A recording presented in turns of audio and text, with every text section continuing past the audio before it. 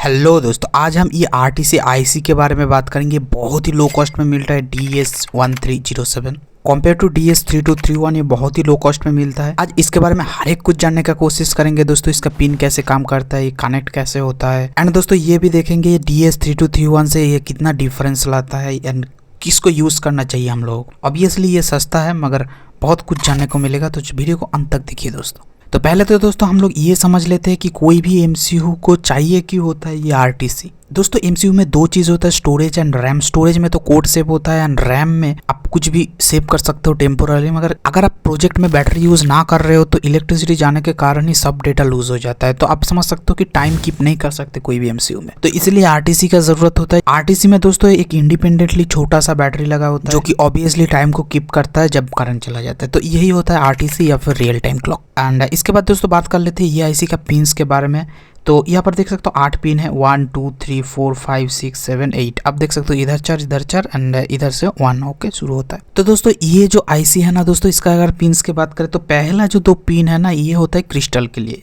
जो external crystal होता है ये 2 पिन में कनेक्ट होता है। इसका पोलरिटी कुछ नहीं होता, 2 पिन कोई भी 2 पिन में कनेक्ट हो जाए। पावर के लिए दोस्तों कनेक्ट होता है ये पिन एंड ये पिन, ये ग्राउंड एंड VCC होता है। एंड ये दोस्तों 4.5 से लेकर 5 वोल्ट तक ये काम करता है, मतलब 5 वोल्ट में ये काम करता है। एंड ये वाला पिन बैटरी का है। बैटरी का नेगेटिव इधर जो कॉमन ग्राउंड में कनेक्ट होगा एंड ये वाला पिन में होता है बैटरी का पॉजिटिव। बैटरी दोस्तों 2 वोल्ट से लेकर 3 वोल्ट तक काम करता है, मतलब 3.5 वोल्ट तक। जो कॉमनली यूज़ किया जाए बैटरी है वो ड्यूरासेल का बैटरी है। बैटरी दोस्तों 2 तरफ का आता है, थोड़ा सा थिक आता है एंड थोड़ा सा पतला भी आता है। जो रिमोट में यूज़ होता है थोड़ा सा पतला। ये जो है ना CR2032, ये थोड़ा सा थिक बैटरी, आप ये यूज़ कीजिए। 20 रुपीज़ का मिलता है एंड लॉन्ग चलता है ये।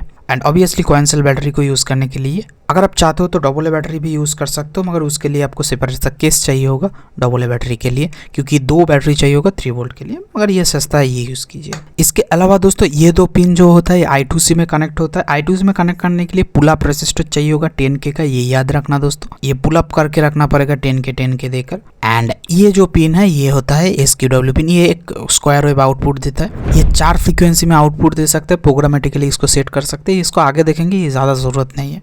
तो अब बात करते हैं दोस्तों जो क्रिस्टल कनेक्ट होगा वो क्या होगा। तो दोस्तों 32 किलोहर्ट्ज का क्रिस्टल कनेक्ट होगा। 32 किलोहर्ट्ज में आप देख सकते हो कुछ और नंबर है 32.768 करके। तो ये जो है ना, ये इस तरह से लिया जाता है कि 8 से डिवाइड हो सके, क्योंकि इंटरनल जो डिवाइडर है दोस्तों वो 1 हर्ट्ज फ्रीक्वेंसी क्रिएट करना चाहता है। तो इसीलिए इसी फ्रीक्वेंसी का आप क्रिस्टल यूज़ करना पड़ेगा। सस्ते में आता है एंड रेगुलर यूज़ का क्रिस्टल है, क्लॉक में भी ये मिलता है। क्रिस्टल जब कनेक्ट किया जाता है दोस्तों तो ध्यान रखना बहुत ही पास होना चाहिए क्रिस्टल, ये वायर से लेके बहुत दूर नहीं होना चाहिए क्रिस्टल, ये बात का ध्यान रखना। तो दोस्तों बैटरी तो इसके साथ कनेक्ट हो जाएगा, मगर अब एक दिक्कत आता है कि ये कितना देर तक चलेगा। ये दोस्तों ये बहुत ही एफिशिएंट IC है। इंटरनल RTC को रन करने के लिए ओनली 500 नैनो एम्पेयर ही लेता है, बहुत कम है। नैनो एम्पेयर को इसके कैलकुलेट कर सकते हो कि 500 nano ampere is equal to 500 into 10⁹ ampere. Okay, बहुत कम है, बहुत कम है। तो दोस्तों ये इतना कम है कि अगर आप 48 मिली एम्पेयर का बैटरी यूज़ करते हो तो ये 10 साल तक चल सकता है, इतना कम है ये। तो दोस्तों इसके बाद बात करते हैं ये आर्डिनो से कनेक्ट कैसे होगा। सिंपल कनेक्ट होगा DS1307। एक तो क्रिस्टल के साथ कनेक्ट होगा एंड इसका जो SDN SCL पिन, इसके साथ 10 किलो ओम का जो पुल अप रेसिस्टर लगाना पड़ेगा, जो VCC के साथ पुल अप करेगा। एंड ये जो SDA पिन है दोस्तों ये F4 के साथ कनेक्ट होगा एंड SCL पिन F5 के साथ कनेक्ट होगा, ये याद रखना, क्योंकि ये डिस्प्ले भी I2C में काम करता है तो सेम वायर जाके इसमें कनेक्ट हो रहा है। एंड ग्राउंड, बैटरी का जो ग्राउंड है ग्राउंड पिन में एंड बैटरी का पॉजिटिव में। ये ख्याल रखना कि इसका पॉजिटिव एंड इसका पॉजिटिव एक साथ नहीं करना। सिंपली अगर बैटरी को कनेक्ट कर देते हैं एंड इसको ऑन कर लेते हैं, तो इसको ऑन करते हैं दोस्तों एंड ये रेडी दिखा रहा है एंड कुछ देर के बाद 0 दिखाएगा, क्योंकि इसको टाइम सेट करना पड़ेगा तभी ये काम करेगा। तो इसका एक खास बात है दोस्तों, अगर आप इसको ऑन करने का कमांड नहीं देते तो ये ऑन नहीं होता। जहाँ पर DS3231 तो पहले से ही ऑन होकर रहता है, मतलब बैटरी इंसर्ट करने के बाद ही ये काउंट करना शुरू कर देता है कितना टाइम है, मगर इसको ऑन करना पड़ता है। तो मैं दोस्तों इसमें टाइम सेट कर दिया, तो देख सकते हो 1 बज के ये दिखा रहा है एंड हर एक सेकेंड ये अपडेट कर रहा है। डेट टाइम आप शिफ्ट कर सकते हो एंड वीक डेज भी आप सेट कर सकते हो। एंड अगर मैं दिखाऊँ इसको, अगर पावर डिसकनेक्ट करके फिर से कनेक्ट करता हूँ तो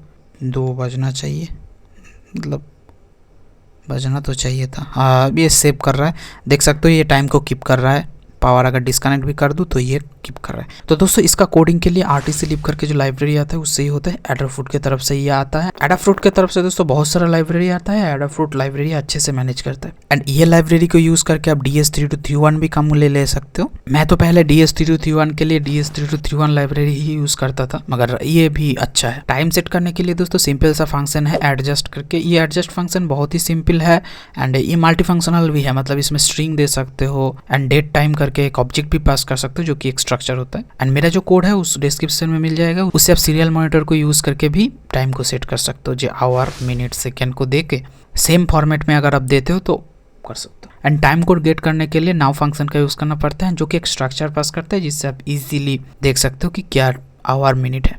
उसके बाद आता है दोस्तों ये SQW पिन। ये SQW पिन एक फ्रीक्वेंसी आउटपुट देता है जिससे हम लोग एक LED को ऑन करके देखेंगे कि क्या फ्रीक्वेंसी होता है। फ्रीक्वेंसी 4 देता है दोस्तों, ये एक 1 हर्ट्ज फ्रीक्वेंसी जो थोड़ा सा काम का है, और एक 4 kilo hertz, 8 kilo hertz and 32 kilo hertz जो कि ये फ्रीक्वेंसी है।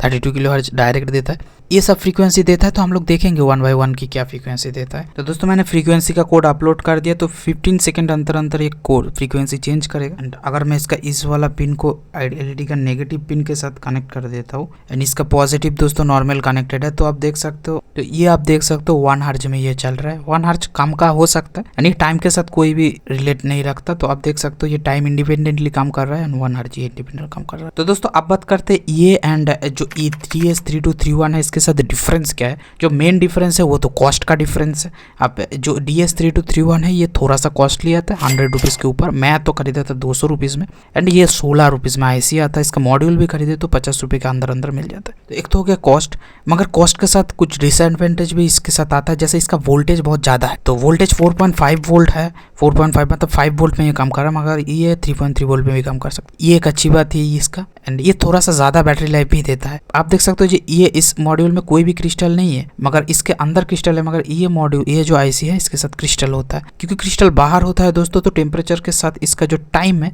उसका एक्यूरेसी में फ़र्क आता है। इतना फ़र्क आता है कि इसका accuracy 2 minute per month change हो सकता है, मतलब 2 मिनट प्लस माइनस हो सकता है। जहाँ पर ये जो DS3231 है इसका एक्यूरेसी बहुत ज़्यादा हाई है।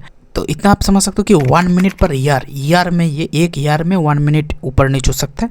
ये 2 मिनट पर मंथ है। ओके, तो दोस्तों आप देख रहे होंगे यहाँ पर 2 IC कॉस्टली होने के कारण यहाँ पर एक EEP मेमोरी भी मिलता है 32K का। EEP मेमोरी के ऊपर मैंने एक डिटेल्स में वीडियो बना चुका हूँ, आप वो देख सकते हो। 32K का है, बहुत ज़्यादा काम का है ये एंड इसके एड्रेस भी आप सेट कर सकते हो।